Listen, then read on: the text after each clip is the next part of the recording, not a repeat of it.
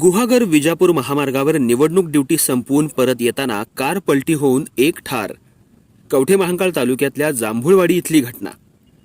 सांगली जिल्ह्याच्या विजापूर गुहागर या राष्ट्रीय महामार्गावरील कवठे महांकाळ तालुक्यातल्या जांभुळवाडीजवळ कार पलटी होऊन झालेल्या अपघातात एक जण जागीच ठार झालाय.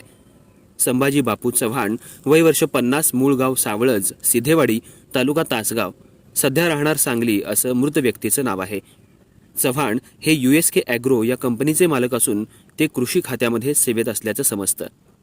चव्हाण हे आज जतवरून निवडणूक ड्युटी संपवून गुहागर विजापूर या राष्ट्रीय महामार्गावरून आपल्या मारुती स्विफ्ट कार क्रमांक MH10BC 4555 या कारनं सांगलीकडे जात होते.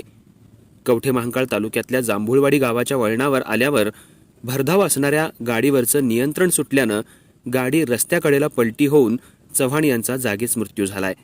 या घटनेची कवठे महांकाळ पोलिसात नोंद करण्यात आली असून गेल्या 15 दिवसातला हा या महामार्गावरचा दुसरा अपघात झाला असून नागरिकांमधून हळहळ व्यक्त करण्यात येत आहे.